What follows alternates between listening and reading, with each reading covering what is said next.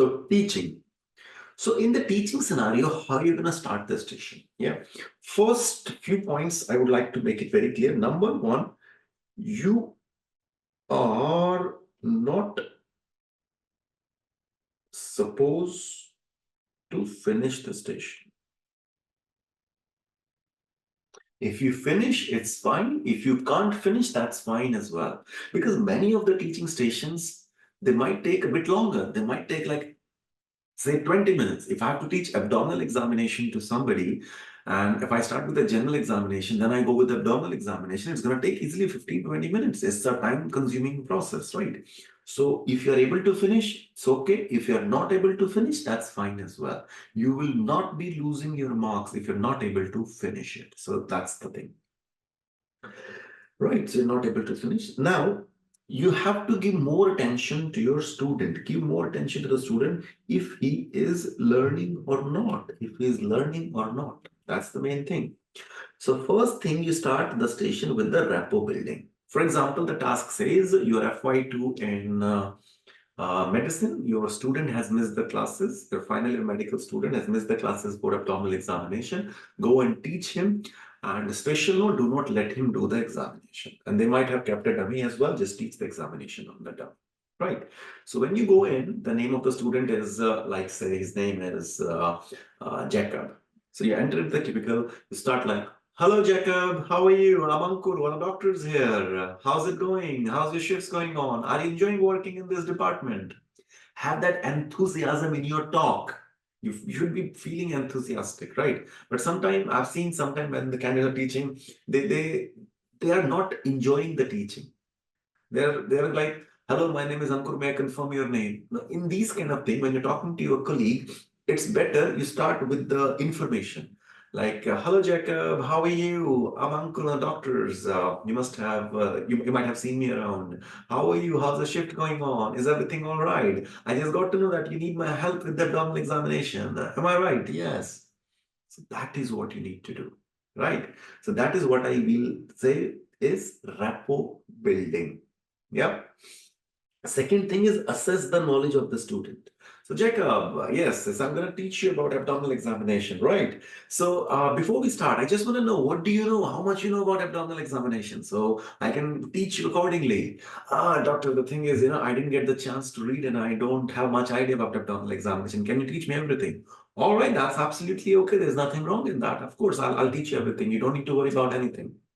So that is the second thing. So first is rapport building. Then you assess the knowledge of the student, how much they know. If they know half of it, then why I need to spend more time in repeating the same thing, right? But mostly their answer is, I don't know much. Okay, then I'll teach you everything. You can ask, do you know the indication? So any idea which patient, why we do abdominal examination? Yeah, the patient is coming to us with diarrhea, coming to us with abdominal pain, coming to us with constipation. And so in these cases, we'll be doing abdominal examination to find out where the problem is, because we have got the 9 quadrants in the abdomen. So we'll see which quadrant we have got the problem, and then we can narrow down our differentials as well. So just a bit of knowledge about the indication, that's what you can do, right? Okay, so what you can do is you can summarize the examination as well. So you can say in abdominal examination, we have got the general examination. General examination means you have got the hands examination, you've got the eye examination, you have got the oral cavity examination. You will check the neck as well for JVP and the lymph nodes. We'll do brief chest examination as well. And then we have got the abdominal examination, which includes your inspection, your auscultation, your palpation, and the percussion. All right. So is there anything in particular you want to learn? Is there anything in particular you want to learn? What I did, I summarized everything. Why? Because I'm a smart doctor. Because I know I may not have enough time to finish it. And you're not supposed to finish it, but I have summarized. I've told the candidate and I've told indirectly to the examiner as well that these are the steps of the examination. So I summarized everything. And I asked him, what would you like to learn? Doctor, I want to learn everything. Okay, if you want to learn everything, then start from the beginning. Start from the general examination maybe, right? That's what you do. So these are the steps that you need to have in every teaching station. You have the rapport building, you assess the knowledge, how much they know, you ask them why this particular examination is done. You summarize the whole examination, you ask them what exactly you want to learn from all these steps. Doctor, I want to learn everything. Okay, good to see the enthusiasm that you have got. And then you start teaching them. Now, when you're teaching them, again, you should not go very fast. You have to be very slow, and make sure the other person is able to understand. So these 2 points very important. You involve the student in the teaching, right? So make sure you don't miss the eye contact with your student. I've seen sometimes candidates, if there's a dummy, they are so much busy with the dummy, they don't give attention to the student. If you don't give attention to the student, then a student will not give you attention. He will start playing with his mobile phone, or he'll be enjoying the weather outside from the window. And you don't want any of these things to happen. So what you do, you make sure his attention is with you only. So you keep giving him eye contact.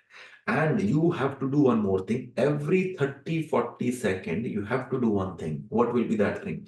You keep checking their understanding. You ask them few questions. Are you with me?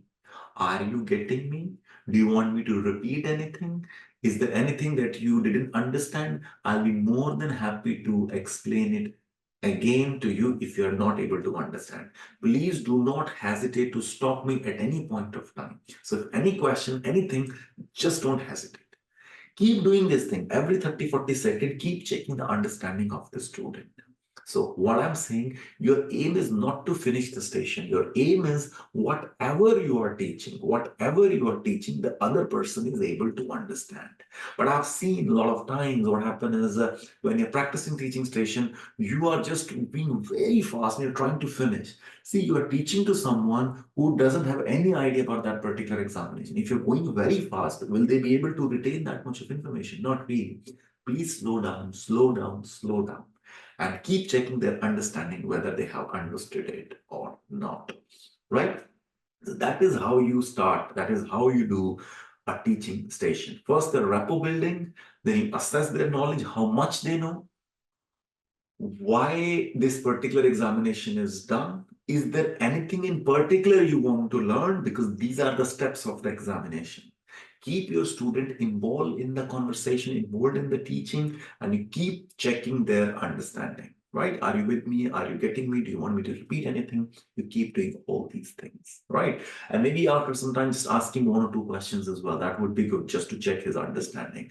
Don't ask them too many questions because you'll be wasting your time as well. But maybe 1 or 2 questions you can ask just to see if they are in the conversation or not. Yeah. Now, the task might say in teaching station, assess your student and give him feedback. Then what you do, you teach them for 6 minutes, and the last 2 minutes, you will just assess them if they have learned it or not. Yeah, that's the main thing that you need to do. Another thing, sometimes they give you a special note which says, do not let your student do the examination. Do not let your student do the examination. So it means you have got complete 8 minutes to teach them. If they want you to assess, teach for 6 minutes, last 2 minutes you assess. If they don't want you to do that, just go for 8 minutes teaching, right? So that is the main structure that you need to follow in every teaching scenario. All right.